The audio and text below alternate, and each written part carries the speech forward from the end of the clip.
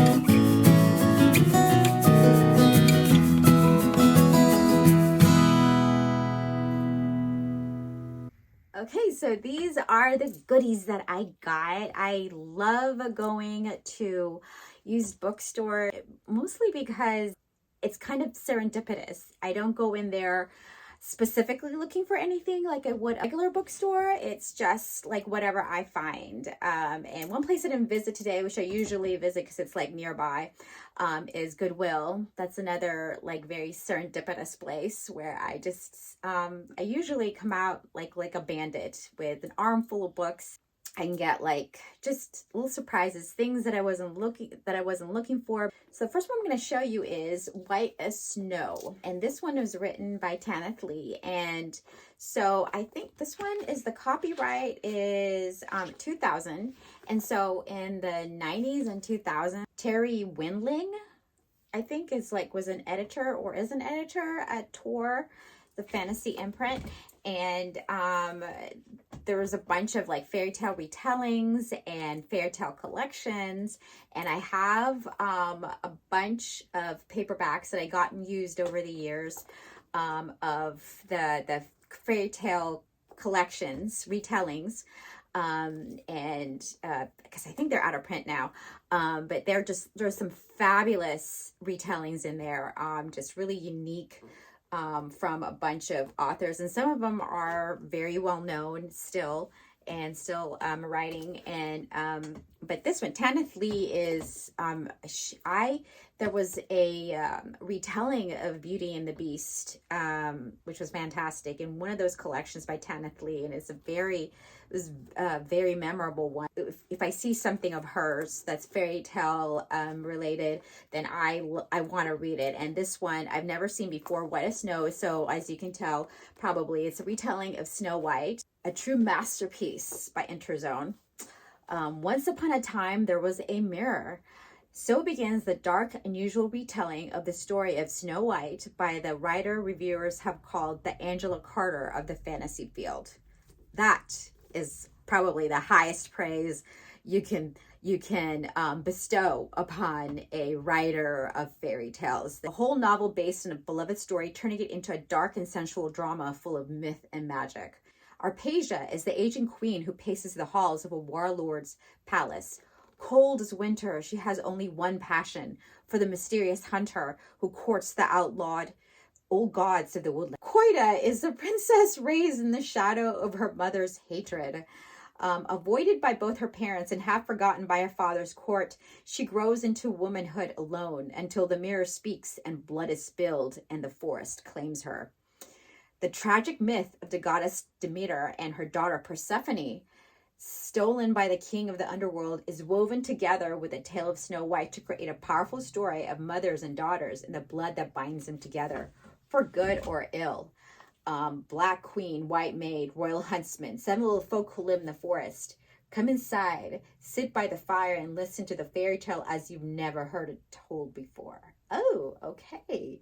All right, so it looks like it's going to be really good. We've got shades of Greek mythology, so this is going to be cool. I'm excited. I love fairy tale retellings, and this looks like it's going to be quite a different twist and probably feminist. So Angela Carter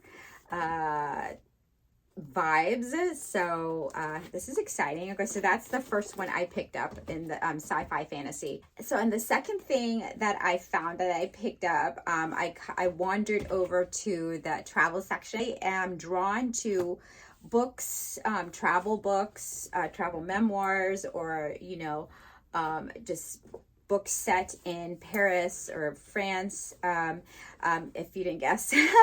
But my like semi-French title of my channel.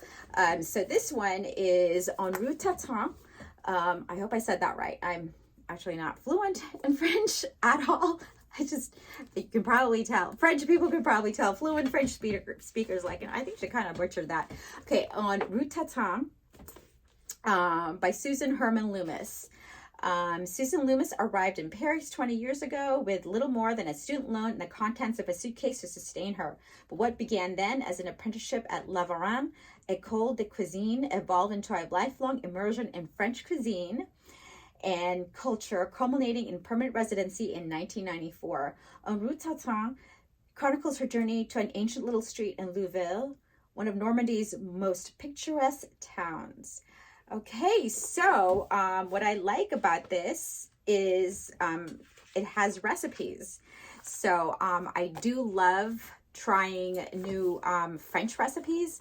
For instance, David Leibowitz. I love his books. I love the way he writes, and it's a part memoir and part recipe book, and this looks like something like that. It has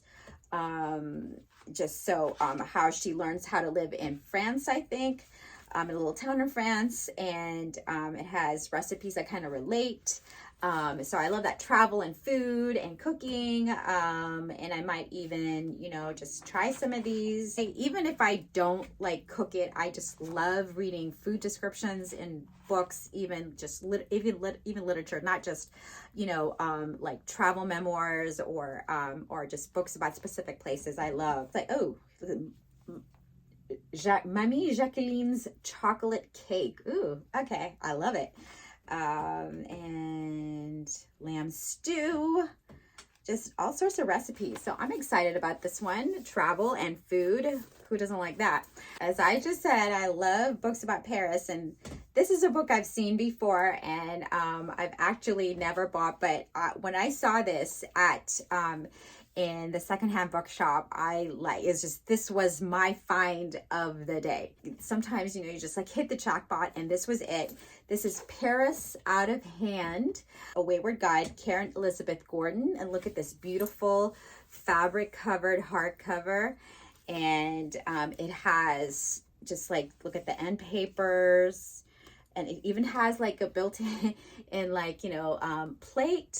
book plate I can put in. I mean, this is actually quite a pristine book, and I'm just so bowled over that I found this. It's not even marked up, and it's perfect. It's like something I would find like brand new. It looks brand new.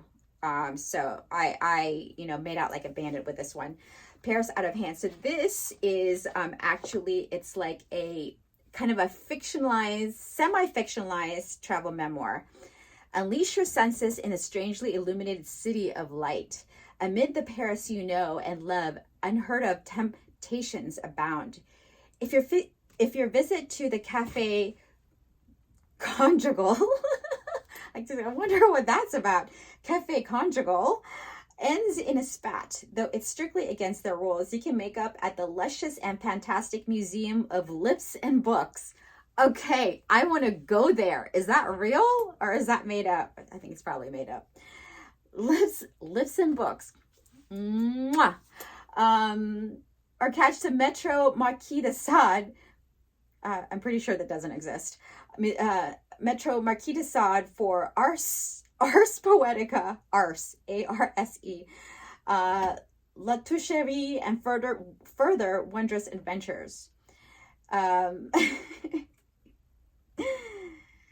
Okay. A rare and rowdy entertainment, at once a tour of Imagine Paris and an artistic tour de force, pairs out of hand as a captivating traveler's tale that dares its readers to embrace their own desires. So it's Imagine Paris, which I love because I guess you can tell because the Eiffel Tower is upside down in the cover. So it is, and it's just so beautiful. I don't know if you can see, but it's like, look at this.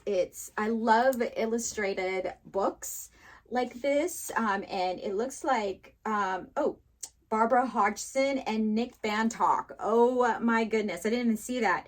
So, illustrated books, if you talk about illustrated books, Nick Bantock is my absolute favorite. He does kind of like ephemera and art. It wraps up ephemera art, postcards. So it's epistolary, and merges them with story. So if you don't know about his Griffin and Sabine trilogy, which I love, it's just, it merges like this kind of speculative fiction, fantasy, and there's like letters, real actual postcards and letters inside that you take out and read and unfold, and you put it back in the little envelopes, and it's just 3D experience reading that book, reading those books. And so he contributed to this, the illustrations, and Barbara Hodgson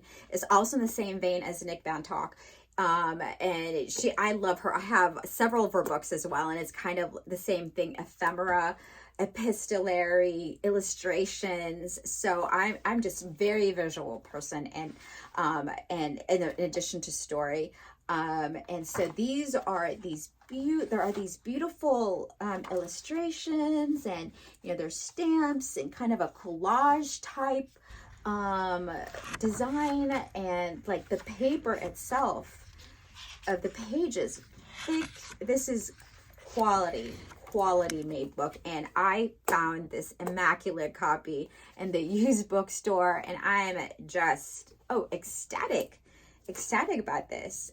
It's beautiful. I love it. And this was my find of the day. After having found this, I'm like, okay, I'm done, but I kept looking, and I'm probably not going to find anything else. But wait. So I gasped when I saw this. This is Grimm's Fairy Tales. You already know how I love fairy tales, but it's illustrated by Arthur Rackham, which, I love his illustrations, and he does just fairy tales, like children's fairy tales, and you can always tell because he has a very distinctive style. If you don't know Arthur Rackham, there's a little biography in the back. Arthur Rackham was born in London in 1867, one of 12 children. They're sons and daughters of a civil servant in the Admiralty Court. As a child, Arthur showed a precocious talent for drawing, and when at the age of 17, he became a clerk in the Westminster Fire Office. He also worked in the Lambeth School of Art as a part-time student. Rackham's first published drawing appeared in 1884. In 1892, he risked giving up his clerkship to try to make a living by illustration. He became one of the most famous illustrators, and he died in 1939, leaving one daughter. And here's a picture of Rackham in the back. So the dust jacket is pretty roughed up. It's like, I don't care. And look, it's, the pages are kind of yellowed a little bit, but it's full of his illustrations. And I just, this is fantastic. Some of them in black and white, some of them have color plates. So it is quite a find. After Paris Out of Hand, this was just icing on the cake. And so the stories, and there's another thing why I love buying used books, because, there's usually like little stuff inside. Like sometimes there's like little notes, just, notations, annotations made by readers before me. And I love thinking that they passed it on to me. Like the book has history, it has character. And there's a note saying, to Sabine from Virginia, September 1980. And it's just really kind of funny now that I think about it, because Nick Bantock, who partially illustrated Paris Out of Hand, wrote a trilogy, like I said, Griffin and Sabine. And here's like the next book I picked up has a note to Sabine, like it wasn't like they would have it in one of his books. It's like fate, I think. This qualify fate as fate? Look at that.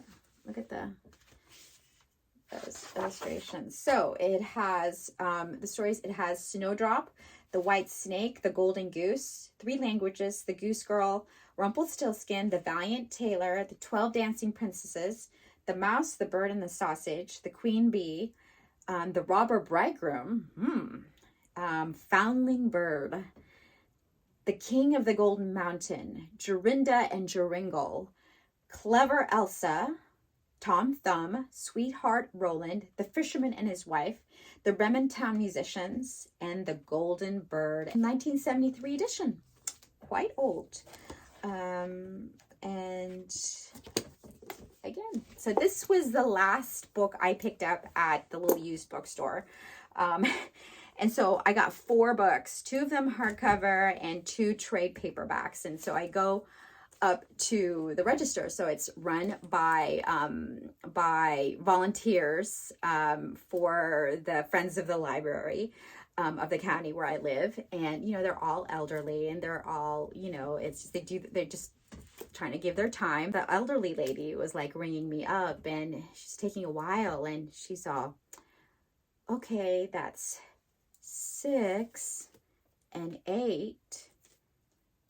Takes her a while. It's 14, but I didn't say anything. I'm just like, letting her. And finally she says, so $14, dear. I know, $14 for 4 books at a used bookstore. Inflation has come to, it has spared no one. It has come to the thrift stores. So everything, I've noticed that. Have you noticed that? Like even at the Goodwill, it's like prices have risen definitely. And even the thrifty people like me, still have to spend more, even for used books, but I'm happy to pay.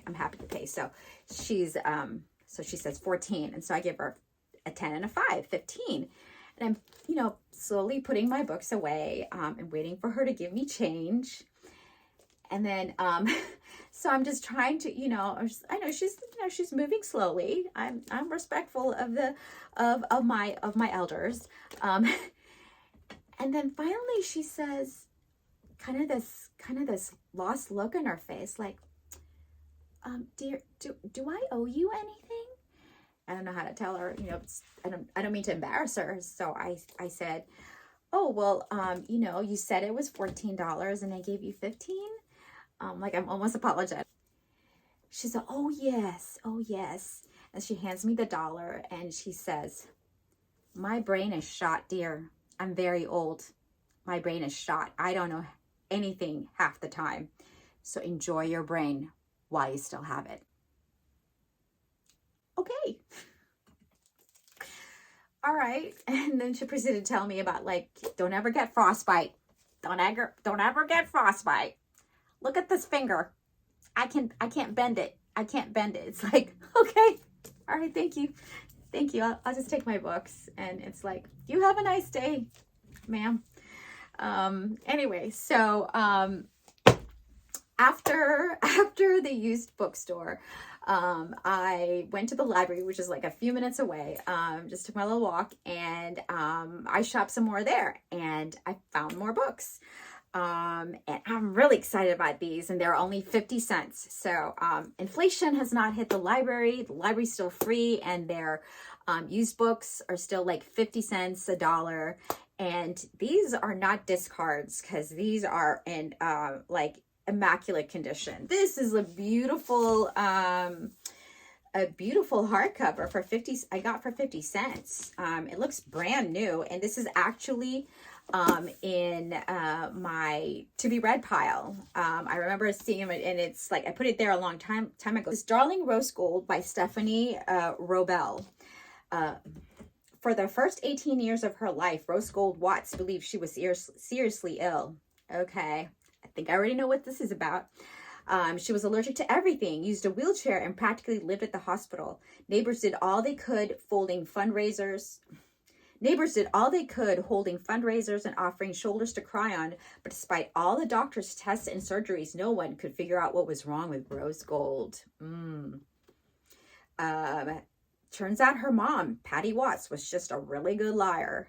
After serving 5 years in prison, Patty gets out with nowhere to go and begs her daughter to take her in. The entire community is shocked when Rose Gold says yes. Patty insists all she wants is to reconcile their differences. She says she has forgiven Rose Gold for turning her in and testifying against her. But Rose Gold knows her mother, Patty Watts, always settles a score. Unfortunately for Patty, Rose Gold is no longer her weak little darling. And she has waited such a long time for her mother to come home. Ooh, okay. Look at these blurbs on the back. Samantha Downing, Julie McMillan, J.P. Delaney, Lee Child, Sandy Jones, C.J. Tudor, and Lisa Jewell.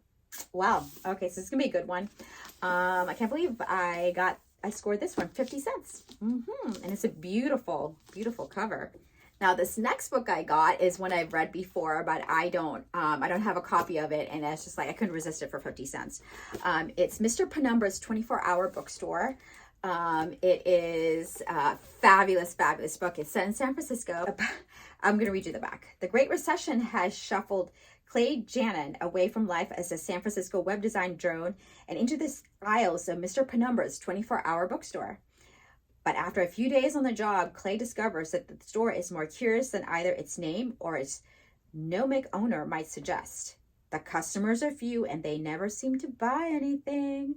Instead, they check out large, obscure volumes from strange corners of the store. Suspicious, Clay engineers an analysis of the clientele's behavior, seeking help from his variously talented friends. But when they bring their findings to Mr. Penumbra, they discover the bookstore's secrets extend far beyond its walls. Rendered with irresistible brio and dazzling intelligence, Mr. Penumbra's 24-hour bookstore is exactly what it sounds like, an establishment you would have to enter and will never want to leave.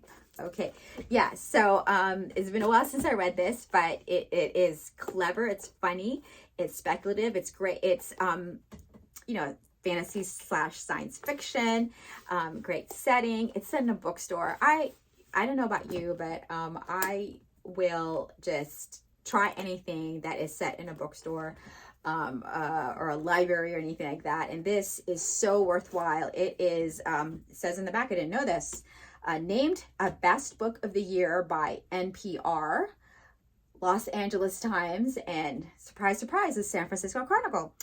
A winner of the Alex Award, don't know what that is, a finalist for the Los Angeles Times Book Prize for First Fiction.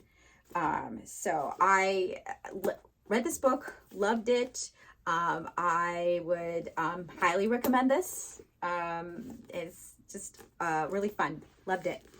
That was my haul, but my thrilling day buying books did not end there because, okay, so I, paid the $1 for those two books, Darling Rose Gold and Mr. Penumbra's 24-hour bookstore at the library. I was wandering around the library after I paid for the books, and I was about to, and I had picked up something that I actually came in there for to borrow. And so I went up to the self-checkout and I was digging around for my wallet and I couldn't find it. I took out everything out of my backpack and my little bag. In between buying those books and looking and checking out a library book, I had somehow lost my wallet, which had some cash and all my credit cards and my debit card. I mean, just, and my ID. And I just, oh, it was a horrible feeling. I don't know. It's just like from the highest of the highs, you know, finding my cool books to realizing that I lost my wallet. I just, I didn't like break down and cry, but I'm all, okay, at least I still have my phone. I can go my apps and start turning my cards off. But I was just like, I was thinking in my head, like all the stuff I'm going to have to do. I'm going to have to get a new credit cards, new debit cards, a new ID. And like, it's horrible. And so it's just like, I'm all, okay, I guess I can't even borrow this book because my library card was in there, which was, I don't know, I guess it was like really low in the priorities, but still it was like a kick in the shin after all that. And so I, as a last resort, I went to where I should have gone in the first place, and which was the checkout, the reception desk, where they have like the librarians, and it's like I'm all, no one would have turned it in. I mean, it's like people just grab things, and you see that enticing little like fat like little wallet coin purse, and you're gonna make off with it. But as soon as the librarian behind the desk saw me, she like had this look of recognition, and she's all, "Are you?" And I'm all, "Yes, it's me. Did somebody like bring in a wallet?" And she said, "Yes, I opened it to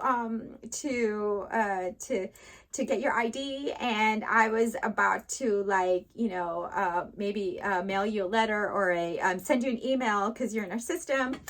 And I'm all, oh my God, I'm so grateful. I'm just so happy. And I was just like, that's when I almost started crying the tears, because I was just so relieved.